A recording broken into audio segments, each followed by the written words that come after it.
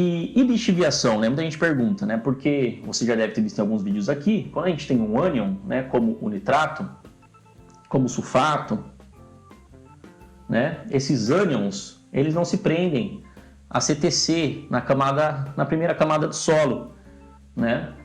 Mas se você tiver um bom manejo de subsuperfície, não tiver toxidez por alumínio, não tiver compactação, quando eu falo subsuperfície, eu falo no caso do milho de 20 a 40, 40 a 60 muitas vezes, né? Então o que você vai ter nessas camadas inferiores de solo? Você vai ter um pH mais baixo, você vai ter mais espaço para CTA, além da CTC. Então o que acontece na CTA? Você vai prender, né? Vai ficar armazenado lá o nitrato, assim como o sulfato. Então é por isso que é normal, né? É comum você fazer uma análise em profundidade maior e você ter mais enxofre do que na superfície, né? Não sei se você já fez essa análise de solo comparando de 0 a 20 com profundidades maiores, você vai ver isso. E o nitrato, não é comum a gente fazer análise de nitrato, né? Pela dinâmica que eles têm no solo, tanto nitrato quanto amônio, mas você vai ter nitrato lá embaixo. Então é mais difícil de você perder, porque o lixiviar, o que é? Não é só ele descer no perfil do solo, o lixiviar é ele se perder no sistema e a planta não aproveitar. Então ele pode ir para camadas inferiores de solo, mas você conseguindo levar a raiz até lá por um trabalho bem feito de correção de perfil, a planta vai acessar o nitrato, assim como ela acessa os sulfatos, né, que são as fontes de enxofre para a planta. Tá bom? E então, o que eu estou falando aqui? Fonte, né? E época também, né? Eu falo de época também, porque eu falei sobre a chuva vai interferir, né? A ureia vai ser aproveitada, ou se ela for misturada no solo, mas como ficar revolvendo o solo não é recomendado, por questões de acúmulo de matéria orgânica, que prejudica muito, entre outras questões aí ambientais e de qualidade de solo. Então eu preciso da chuva para ajudar a misturar aquela ureia ali no solo e reduzir a perda, né? Ou da irrigação. Então, se eu não tenho a chuva, se eu não estou ligado no tempo, né? Se eu não vejo a previsão do tempo, então uma fonte de nitrato, ainda mais se ela for uma fonte no mesmo grânulo, né? Junto com outros nutrientes que seja necessário, isso vai ajudar bastante no aproveitamento de nutrientes da cultura. Tá bom? Outra coisa em relação à época, a curva de absorção, né? Eu estou falando de milho aqui, né? Eu sei que tem muitas situações que o pessoal não está mais aplicando adubação no plantio do milho, né? Então, assim, a gente tem os trabalhos científicos que mostram que isso é relevante, por questões operacionais o pessoal não joga, né? Então, assim, a gente precisa cuidar, né? Por exemplo, o potássio em solos mais arenosos é recomendado parcelar mais a adubação, né? É recomendado que você tenha um cuidado, né? Dessa adubação estar próxima aqui da raiz da planta no momento certo, porque as plantas, conforme elas vão crescendo, elas vão ter ali uma curva de necessidade de nutrientes, né? Então, quando que você entra com aquele nutriente no melhor momento para que ele seja aproveitado para a planta quando ela precisa, né? Isso é muito importante. Falando de potássio, o potássio precisa estar lá a partir do momento que a planta usa a reserva da semente. Se você faz a cobertura depois do tempo em que ela já aproveitou, você vai estar perdendo potássio, ela vai estar sentindo a necessidade de potássio. Existe o risco também de escorrimento superficial, que é a maior forma de perda de potássio que existe hoje, principalmente em áreas com mais declive, né? Então você joga potássio lá, se tiver aquelas chuvas torrenciais, se tiver aquelas chuvas muito fortes, elas podem estar levando o seu potássio embora, né? Principalmente quando você não tem uma boa cobertura de solo. Então, isso também envolve aqui a época, né? É muito importante que se você não for fazer o potássio no plantio, você faça no pré-plantio pelo menos, né, para você conseguir garantir que esse nutriente está lá, né, tomando cuidado com questões climáticas, tomando cuidado com questões de palhada no sistema também, tá? Outra coisa, nitrogênio. O milho, por exemplo, né, vamos voltar para o nosso exemplo milho. O milho precisa de nitrogênio,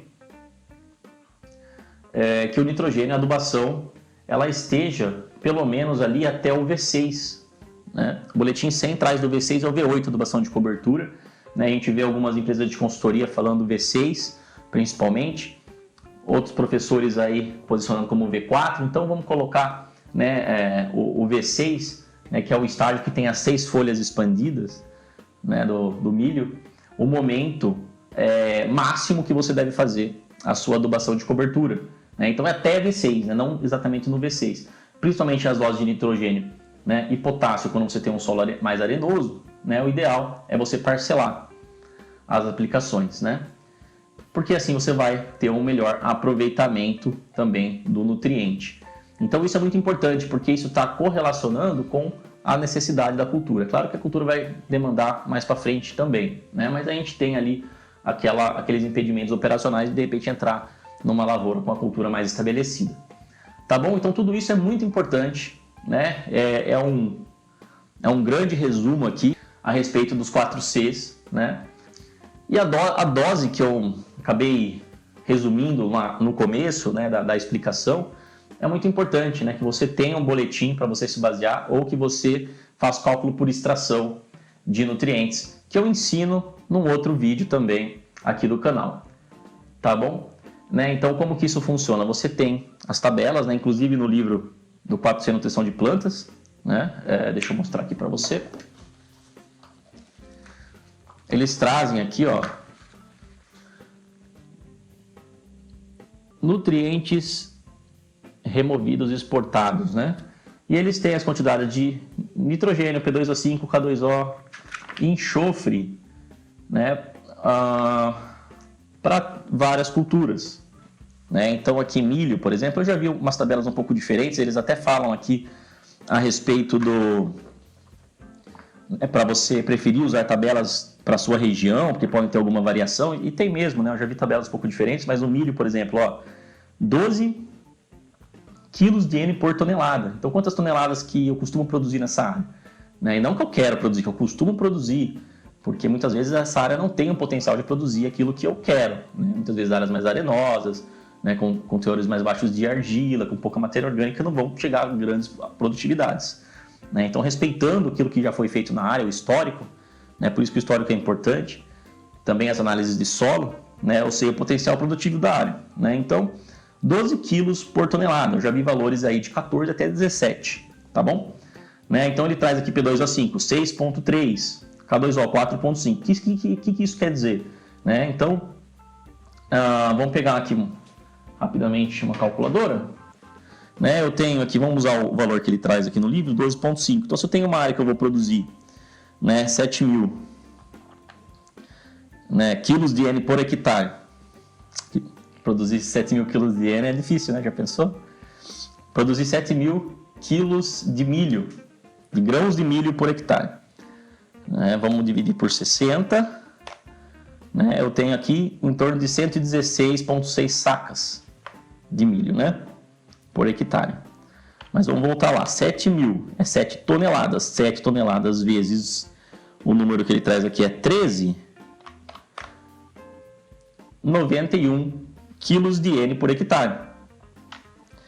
Agora, fósforo, P2O5 na verdade, né? 6,3 vezes 7 toneladas, 44,1 quilos por hectare de P2O5.